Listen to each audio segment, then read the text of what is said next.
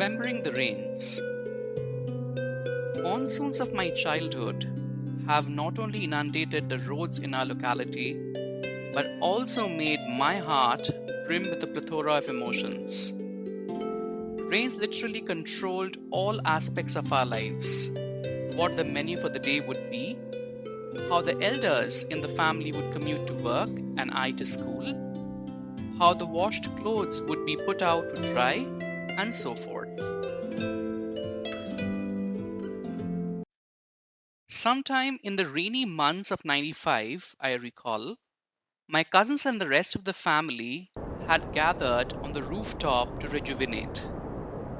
While my cousins and I were busy in childish gossip, a sudden gust of wind took us by surprise. Soon, I could see my mum and a few other elders running helter-skelter to take the clothes off the nylon ropes to prevent them from getting drenched in the rain. The wind turned cold and shrill. The sky transformed into an infinite stretch of a grey blanket of nimbus clouds. The trees started swaying vehemently in revolution, as if to call out freedom from their roots. The fauna disappeared amidst nooks and crannies. Nature was ready to weep copiously.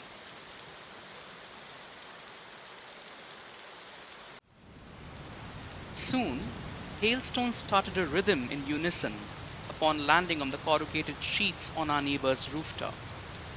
We had just endured a torrid summer, so I didn't mind staying back a little while to enjoy the unexpected chill and went about collecting the hailstones that were within my reach, just like collecting shells on a beach.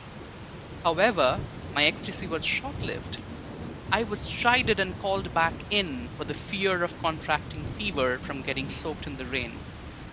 I was offered a deal instead, one that was lucrative enough for a child. Float paper boats by staying indoors, a nostalgic activity that I cherish even today. Mum started humming a Bengali song. Brishti, Brishti, Brishti, Ekon Oporup Srishti. O rains, what an ingenious creation they are.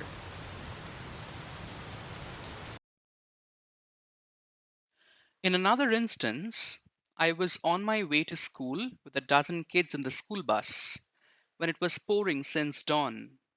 Yes, I felt extremely guilty of skipping school and hence chose to venture out, battling the weather with my parents' support.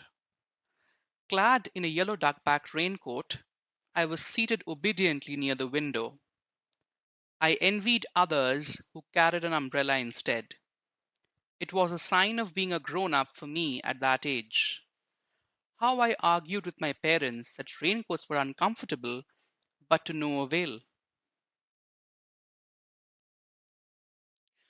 The roads all the way to school were flooded, and I couldn't tell them from the Ganges. As we approached school, I wished I could stay back at home and play with my little sister and float paper boats with her. I felt like going back.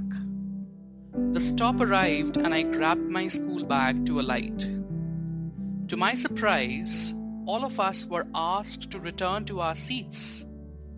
The school had declared a holiday due to excessive rains. My joy knew no bounds.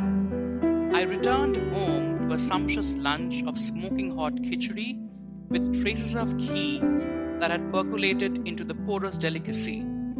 Begun bhaja, fried aubergines, and papad. I looked out of the window, overlooking our dining table. It was drizzling now, but the roads had transformed into fast-flowing canals. I fondly recalled the song taught to me by my late grandpa, Brishti name jiri jiri shal piyaler bone. The rains descend gracefully in the forests of the Shoria Robusta. I can still see my paperboat sailing rapidly down the inundated lanes, and the unique craziness of the weather etched vividly in the album of my fond memories.